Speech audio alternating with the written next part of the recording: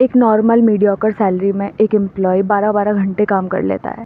Salary उसकी average है, health ख़राब हो रही है, फैमिली के लिए टाइम नहीं है, बाकी किसी भी चीज़ के लिए टाइम नहीं है, अपनी हॉबीज़ के लिए टाइम नहीं है, अपनी क्रिएटिविटी के लिए टाइम नहीं है, दोस्तों से मिलने के लिए टाइम नहीं है, बाहर जाने के लिए टाइम नहीं, घूमने के लिए टाइम नहीं, किसी चीज़ के लिए टाइम नहीं है। फिर अगर कोई बोलता है कि भाई ये वर्क कल्चर बहुत टॉक्सिक है, हर समय यहाँ पे पॉलिटिक्स होती रहती है, हर समय यहाँ पे कुछ ना कुछ होता ही रहता है, यहाँ मेरिट पे किसी को प्रमोशन ही नहीं मिल पा रहा है, अप्रेजल लो है, और फिर अगर कोई बोल देता है कि भाई ये वर्क कल्चर काफ़ी टॉक्सिक है, तो सबसे पहले डिफेंड कौन करता है? वही एम्प्लॉय जो अपने मैनेजमेंट से परेशान है, वही एम्प्लॉय जो अपने एम्प्लॉयर से परेशान है, ये बोल के कि कॉर्पोरेट लाइफ होती ही ऐसी है, सिस्टम ही ऐसा होता है, प्रेशर हैंडल नहीं कर सकते हो तो रिज़ाइन कर दो।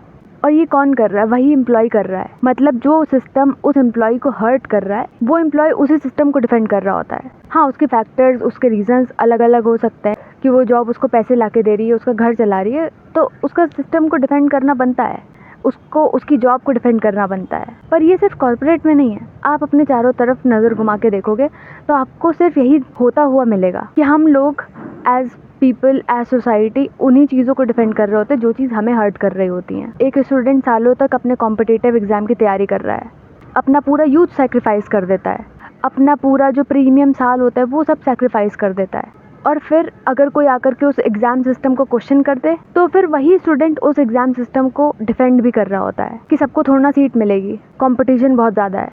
अगर आप कभी पेपर लीक को क्वेश्चन कर दो, टूटी हुई रोडों को क्वेश्चन कर दो, इथेनॉल को क्वेश्चन कर दो, तो लोग उसी चीज़ को डिफेंड कर रहे होते हैं। जो बच्चे अपने बचपन में टॉक्सिक पेरेंटिंग झेल के आते हैं, वो लोग भी आज उस टॉक्सिक पेरेंटिंग को जस्टिफाई कर रहे होते हैं, आज भी उस चीज़ को कैरी फॉरवर्ड करना चाहते हैं कि हम लोग भी तो मार खाते हुए बड़े हुए हैं। आपने कोई चीज़ बचपन में झेली थी, इसका मतलब ये नहीं है कि वो चीज़ अब सही है या पहले सही थी। अब आज की डेट में कोई मदर इन लॉ देखती है कि जो उनकी डॉटर इन लॉ है वो अपने मन से सब कुछ कर सकती है, वो जहाँ जाना है वो वहाँ जा सकती है, जहाँ पे काम करना है वो काम करने जा सकती है, अपने डिसीजंस वो खुद ले सकती है। तो वहाँ पे वो मदर इन लॉ का माइंडसेट आ जाता है कि हमें तो नहीं मिला था, ये हमने तो बहुत ज़्यादा झेला था, और नेक्स्ट जनरेशन को तो ये करना ही नहीं पड़ रहा है। और ये प्रॉब्लम यहाँ पे कॉम्प्लिकेटेड हो जाती है, क्योंकि कि अगर ये जो सिस्टम चला आ रहा है वो अपने आप में गलत है, तो जो भी पिछली जनरेशन के लोग करते हुए चले आ रहे थे वो सेक्रीफाइस नहीं है, वो सिस्टम था जो गलत था।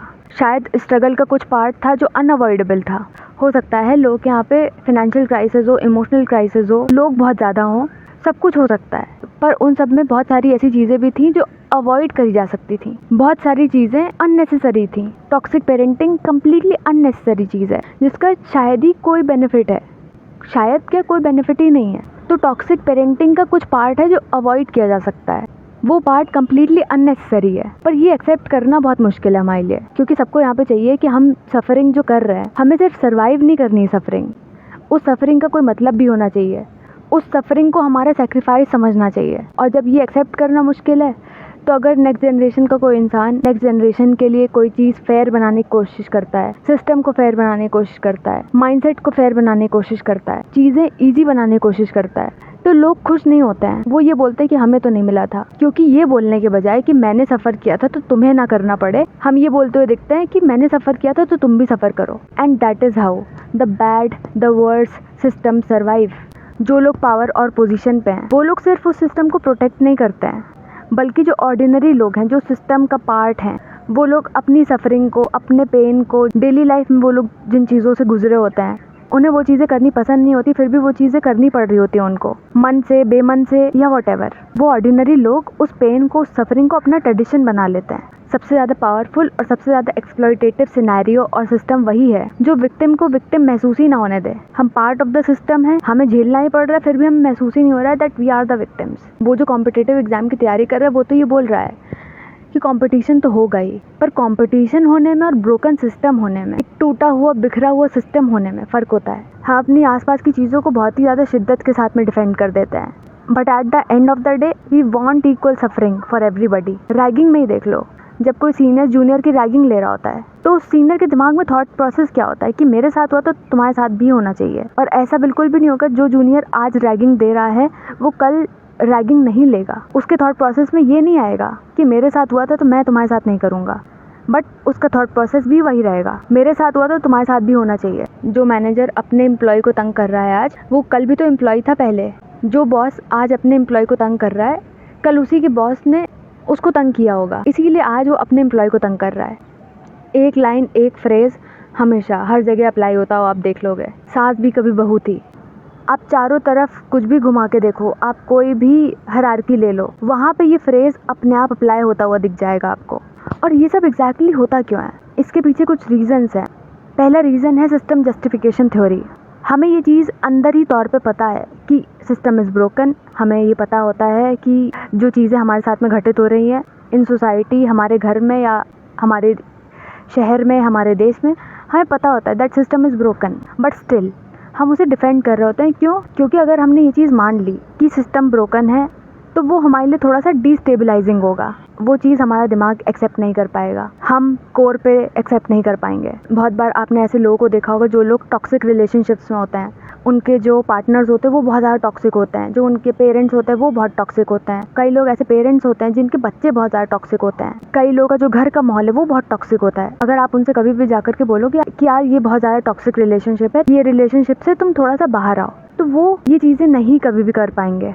ना उस टॉक्सिक रिलेशनशिप से बाहर आएंगे, ना टॉक्सिक हाउस होल्ड से बाहर आएंगे, ना टॉक्सिक फैमिली से बाहर आएंगे। और फिर ये बोलते हुए दिख जाएंगे कि यार मुझसे प्यार तो करती ही है, मुझसे प्यार तो करता ही है, मार पीट देता है फिर भी प्यार तो करता ही है, मेंटली हैरास कर देती है पर प्यार तो करती ही है।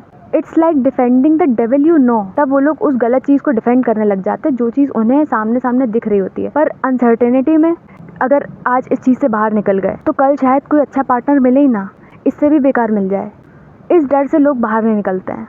इसको कहते हैं लर्नड हेल्पलेसनेस। बहुत बार लोगों के लिए जो उनकी नेशनल, पॉलिटिकल, रिलीजियस जो आइडेंटिटी होती है वो सिस्टम से बंधी हुई होती है। उनकी वो आइडेंटिटी उस सिस्टम में ही सर्वाइव करेगी। अगर आप किसी सिस्टम को क्रिटिसाइज़ करोगे तो उन्हें लगेगा कि आप उनको क्रिटिसाइज़ कर रहे हो। अगर आप देश को क्रिटिसाइज़ करोगे तो उन्हें लगेगा कि आप उनको क्रिटिसाइज़ कर रहे हो, क्योंकि उनकी आइडेंटिटी उनके सेल्फ वर्थ का एक बहुत बड़ा सोर्स होती है। उस आइडेंटिटी के बिना उनकी कोई सेल्फ वर्थ उनके लिए होती ही नहीं है, या फिर उनकी सेल्फ वर्थ उनकी कम्युनिटी से बहुत ज़्यादा जुड़ी हुई होती है। इसीलिए फिर अगर कुछ भी हो जाए, लोग मर जाएं, लोग गिर जाएं, लोगों को फिर गंदी हवा ही क्यों ना सूंघनी पड़ जाए, लोगों को गंदी हवा में सांस ही क्यों ना लेनी पड़ जाए, still people will defend anything and everything. क्योंकि उनके लिए किसी का मरना, किसी का सुइसाइड करना, गंदी हवा में सांस लेना, ये सारी चीज़ें एक तरीके का आइसोलेटेड एक्सेप्शन बन के रह जाती है। फिर उनके लिए व्हाटअबाउटिज्म एक बहुत बड़ा कोपिंग मैकेनिज्म बन जाता है। पहले तो और बुरा होता था, या आगे और बुरा हो सकता है, तब कहाँ थे, आगे कहाँ हो गए। तो वो आपको डिसाइड करना होगा कि आप व्हाटअबाउटिज्म में बिलीव कर रहे हो, या जिस गंदी हवा में आप सांस लेते हो वही गंदी हवा आप आगे पास ऑन करना चाहते हो। The choice, the decision is absolutely yours. अगर आपको ये वीडियो थोड़ा सा भी अच्छा लगा, please like this video and subscribe to this channel. I will see you in my next. Okay, bye.